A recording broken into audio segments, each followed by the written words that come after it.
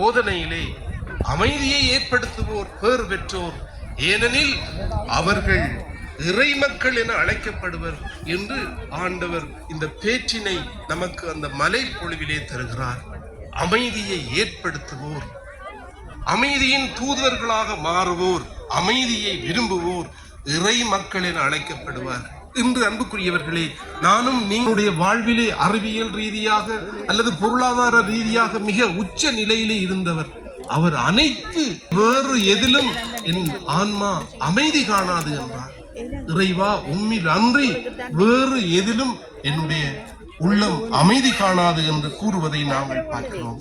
அன்புக்குரியவர்களே, இன்று நம்முடைய குடும்பங்களிலே இந்த அமைதி தேவைப்படுகிறது. நாங்கள் வாழுகிற சமூகத்திலே இந்த அமைதி தேவைப்படுகிறது. ஆயர் குறிப்பிட்டது போல இன்று நாடுகளுக்கு இடையே போர் பூசல்களை நாங்கள் பார்க்கிறோம். இன்று தாயகத்திலிருந்து பெருந்தொகையிலே இன்று நாங்கள் இங்கு வந்து கூடியிருக்கிறோம் என்று சொன்னாலும், ஆனால் இறைவன் இந்த இழப்புகளின் ஊடாக நம்மை ஆசீர்வதித்திருக்கிறார் என்ற அந்த உண்மையையும் நாங்கள் ஏற்றுக்கொள்ள வேண்டியிருக்கிறது. ஆகவே அன்புக்குரியவர்களே, நாங்கள் வாழுகிற இடத்திலே, நாங்கள் வேலை செய்கிற இடங்களிலே, எங்களுடைய குடும்பங்களிலே அடிப்படையில் இந்த அமைதியை ஏற்படுத்துகின்ற கருவிகளாக நாங்கள் மாற வேண்டும் என்பதை இந்த நாள் நமக்கு நினைவுபடுத்துகிறது. இந்த வலது பக்கமாக இருக்கிற அந்த வெள்ளை எழுத்துக்களில் இருப்பதை நாங்கள் பார்க்கிற போது மீண்ட போதும் இந்த உண்மையைத்தான் நாங்கள் பார்க்கிறோம். இன்று மருத மடுவிலே அன்னையினுடைய பெருவிழாவை நம்முடைய மக்கள் லட்சக்கணக்கிலே கூடி கொண்டாடி இருக்கிறார்கள். ஏன் இந்த இடத்திற்கு வருகிறார்கள் என்று பார்க்கிற போது அடிப்படையில் அமைதியை தேடி ஓடி வருகிறார்கள். அது எந்த திருத்தலமாக இருந்தாலும் அங்கெல்லாம் அன்னையினுடைய பரிந்துரையையும் அன்னையினுடைய அன்பையும் அரவணைப்பையும் தேடி வருகிறார்கள் என்று சொன்னால் அடிப்படையில் அமைதியை தேடி வருகிறார்கள். இப்படியான திருத்தலங்கள் அன்புக்குரியவர்களே, இன மத நிறங்களை ஆக குறைந்தது 3-4 தடவைகள் அமைதி உங்களோடு இருப்பதாக என்று குருவானவர் வாழ்த்துகின்ற போது, இந்த அமைதி எங்களுக்குள்ளே தங்க வேண்டும் என்று சொன்னால், எங்களுக்குள்ளே இருக்க வேண்டும் என்று சொன்னால், அன்புக்குரியவர்களே, இந்த அமைதியை விரும்புகின்றவர்களாக, அமைதியின் தூதுவர்களாக நாங்கள் மாற வேண்டி இருக்கிறது. நிறைவாக ஒரு குழப்பம் ஏற்படுகிறது, ஒரு சச்சரவு ஏற்படுகிறது, ஒரு பிரச்சனை ஏற்படுகிறது. இதற்கான வழி என்ன? அமைதியை ஏற்படுத்துவதற்கான வழி என்ன என்று ஒரு தடவை மகாத்மா காந்தியிடம் கேட்கப்பட்டதாம். அவர் என்ன சொன்னார் தெரியுமா? அமைதிக்கான வழி, அமைதி இழந்த சூழலை பார்க்கிறோம், அவதானிக்கிறோம். அதை தீர்ப்பதற்கான வழி என்ன? அமைதிதான். எங்களுடைய சமூகங்களிலே, நாடுகளிலே அமைதி இழந்த நிலைகளை நாங்கள் பார்க்கிறோம். தீர்ப்பதற்கான வழி என்ன? அமைதிதான். ஆண்டவர் என்ன சொல்லுகிறார்? என் அமைதியை உங்களுக்கு விட்டு செல்கிறேன், உலகம் தர முடியாத இந்த பெரும் கொடையை தருகிறேன் என்று கூறினாரே, அதனைத்தான் அன்னை மரியாள் தன்னுடைய வாழ்விலே கொண்டிருந்தாள். அதை தன்னிடம் வந்தவர்களிடம் அவள் பகிர்ந்து கொண்டாள். அதனைத்தான் அவள் விண்ணகம் ஏறி சென்று அவள் நமக்காக பரிந்து பேசுகின்றாள், தருகின்றாள். இன்று விண்ணக தாயாக இருந்து கொண்டு இந்த அமைதி என்ற கொடையை நமக்கு அருளுகின்றார்.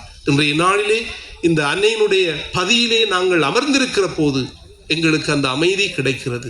எத்தனையோ சஞ்சலங்கள், எத்தனையோ எதிர்பார்ப்புகள், எத்தனையோ வேண்டுதல்கள், விண்ணப்பங்களோடு நாங்கள் வந்திருப்போம். ஆனால் இந்த இடத்தை விட்டு போகிற போது மன அமைதியோடு, உள திருப்தியோடு, நிறைவோடு நாங்கள் செல்கிறோம் என்று சொன்னால் அந்த அமைதியை நாங்கள் பெற்றிருக்கிறோம்.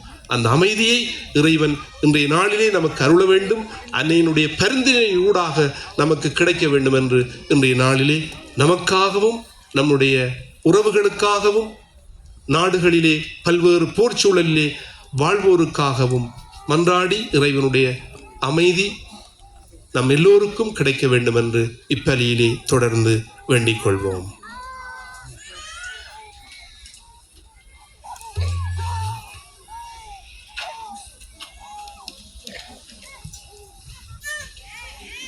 Jour si particulier, l'Église nous invite maintenant à proclamer, à chanter de tout notre cœur notre foi.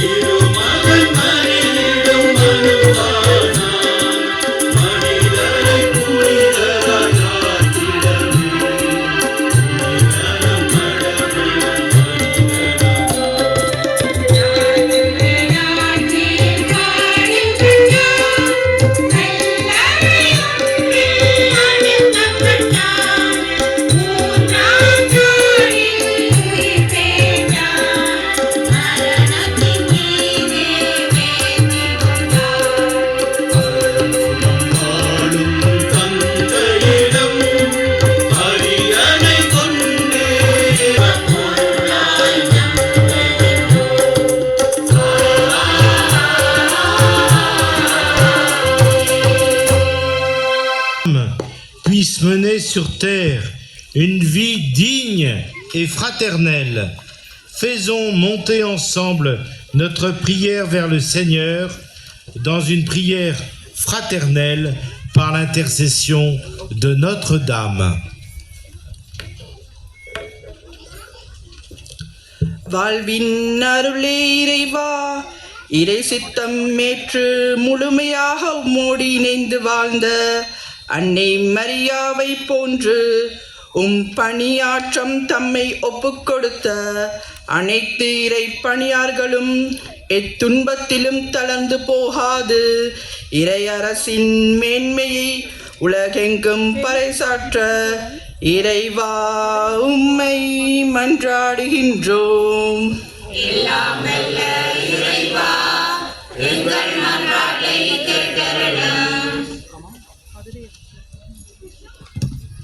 ஆண்டவரின் தாய் என்னிடம் வர நான் யார் என தன்னிலை உணர்ந்து மரியாளின் புனிதத்தை எடுத்து இயம்பிய எலிசபெத் போன்று அன்னை மரியாளின் அன்பை மறந்து கத்தோலிக்க திருச்சபையை கரைப்படுத்தும் மனிதர்கள் அனைவரும் மனம் திரும்பி ஒன்றுபட்ட உள்ளத்துடன் திருமறையில் இணைந்து வாழ இறைவா உம்மை மன்றாடுகின்றோம்.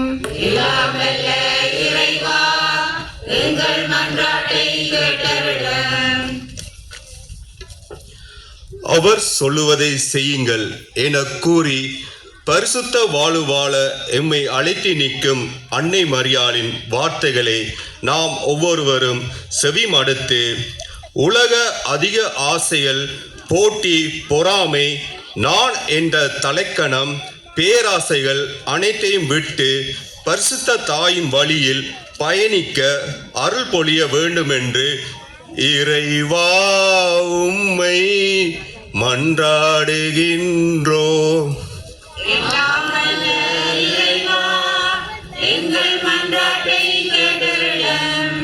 சிலுவையின் பாதையில் உள்ள துயருடன் இயேசுவோடு பயணித்த மரியாள் போன்று பிள்ளைகளின் வாழ்க்கை பாதைகளில் உடனிருந்து அன்பையும் திடனையும் நல்ல விசுவாசத்தையும் பழக்க வழக்கங்கள் நிறைந்த பண்புகளையும் என் பெற்றோர் பிள்ளைகளுக்கு கொடுத்து இறையன்பை ஊட்டி வளர்க்க பெற்றோருக்கு தேவையான ஆளுமையை கொடுத்தரள வேண்டுமென்று இறைவா உம்மை மன்றாடுகின்றோம்.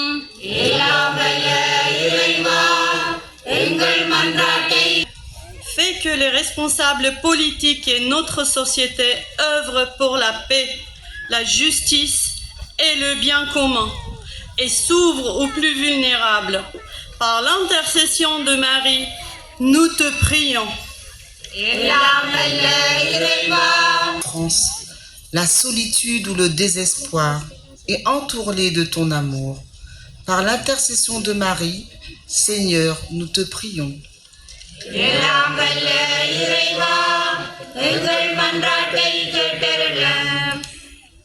Seigneur, en cette solennité du 15 août, où nous fêtons l'entrée dans la vie divine, corps et âme de la Vierge Marie, signe de l'infinie dignité de la vie humaine, prions pour toutes les situations où cette vie est négligée, menacée, bafouée, les différents lieux de conflit, comme la guerre en Ukraine, le drame humanitaire au Moyen-Orient, en particulier pour les populations palestiniennes à Gaza et les otages israéliens.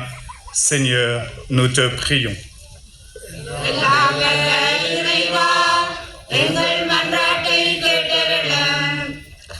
Prions pour que dans nos pays, désormais en déclin démocratique, la vie à venir soit accueillie, respectée et que les futurs parents soient soutenus et encouragés pour le bien et l'avenir de toute la société. Prions le Seigneur.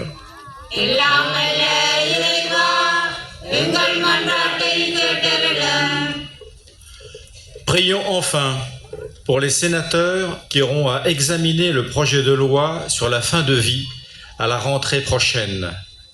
Qu'animés d'une vraie liberté et d'un esprit de sagesse, ils puissent promouvoir un accompagnement de fin de vie jusqu'au bout dans le respect d'une vraie fraternité. Seigneur, nous te prions.